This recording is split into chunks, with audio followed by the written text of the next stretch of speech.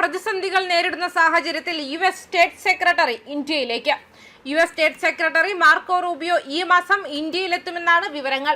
ഇന്ത്യയുമായുള്ള പങ്കാളിത്തത്തെ വാഷിംഗ്ടൺ വളരെയധികം വിലമതിക്കുന്നുവെന്നും കൂടുതൽ ശക്തമായ ബന്ധം കെട്ടിപ്പടുക്കുന്നതിൽ ആവേശഭരിതരാണെന്നും യുഎസ് അംബാസിഡർ സെർജിയോ ഗോർ ബുധനാഴ്ച പറഞ്ഞിരുന്നു.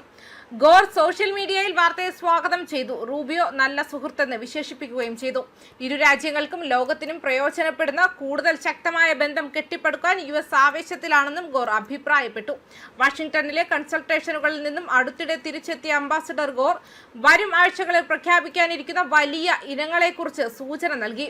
റൂബിയോയുടെ സന്ദർശനം പ്രതിരോധ സഹകരണത്തിലും ഇന്ത്യ ആതിഥേയത്വം വഹിക്കാൻ വരാനിരിക്കുന്ന ക്വാഡ് മന്ത്രിതല യോഗത്തിലും ശ്രദ്ധ കേന്ദ്രീകരിക്കുമെന്ന് പ്രതീക്ഷിക്കുന്നുണ്ട്. നേരത്തെ റിപ്പോർട്ട് ചെയ്തതുപോലെ ഇന്ത്യ യുഎസ് വ്യാപാര കരാർ നിലവിൽ അതിന്റെ അന്തിമഘട്ടത്തിലാണ്. പക്ഷേ സാങ്കേതിക സങ്കീർണതകളിൽ കുടുങ്ങിക്കിടക്കുകയാണ്. 2026 ഫെബ്രുവരി 20 പ്രസിഡന്റ് ട്രംപ് അന്താരാഷ്ട്ര അടിയന്തര സാമ്പത്തിക അധികാര നിയമം ഉപയോഗിച്ച് താരിഫ് നിശ്ചയിച്ചത് യുഎസ് സുപ്രീം കോടതി റദ്ദാക്കിയത് മുതൽ ചർച്ചകൾക്ക് തടസ്സങ്ങൾ നേരിടേണ്ടി വന്നു. ലിവറേജ് നിലനിർത്തുന്നതിനായി വാഷിംഗ്ടൺ സെക്ഷൻ 122 മാറിയിരിക്കുന്നു. ഇത് ആഗോളതലത്തിൽ 10% താരിഫ് ചുമത്തുന്ന ഒരു താൽക്കാലിക നടപടിയാണ്. എന്നിരുന്നാലും ഈ അടിയന്തര നടപടികൾ 2026 ജൂലൈ 24 കാലഹരണപ്പെടും. ഇത് ഇരു രാജ്യങ്ങൾക്കും ഒരു ഔപചാരിക കരാറിൽ ഒപ്പിടുന്നതിന് സ്വാഭാവിക സമയപരിധി സൃഷ്ടിക്കുന്നു. ഇന്ത്യയിലെ നിർമ്മാണ തൊഴിൽ മേഖലകളെക്കുറിച്ച് സെക്ഷൻ 301 പ്രകാരം യുഎസ് നടത്തുന്ന അന്വേഷണം ഈ സന്ദർശനത്തോടൊപ്പമാണ്.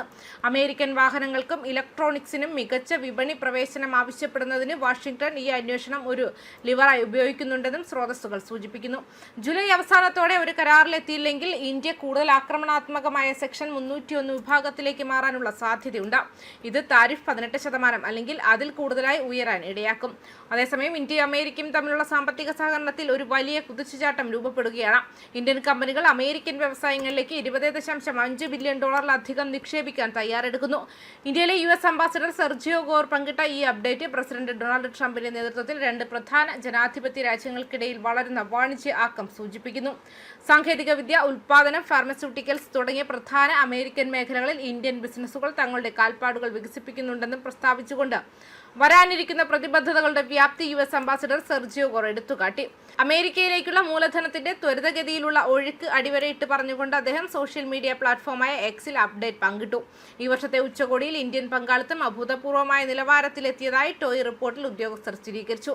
പ്രഖ്യാപനങ്ങളുടെ വ്യാപ്തി പരിപാടിക്ക് ഒരു പുതിയ മാനദണ്ഡം സൃഷ്ടിക്കുന്നുവെന്ന് US under secretary of commerce for international trade William Kimmitt അഭിപ്രായപ്പെട്ടു. ഈ ഉച്ചകോടിയിൽ 12 ഇന്ത്യൻ കമ്പനികൾ നിക്ഷേപ പ്രഖ്യാപനങ്ങൾ നടത്തുന്നു. ആകെ $1.1 ബില്യൺ വരും.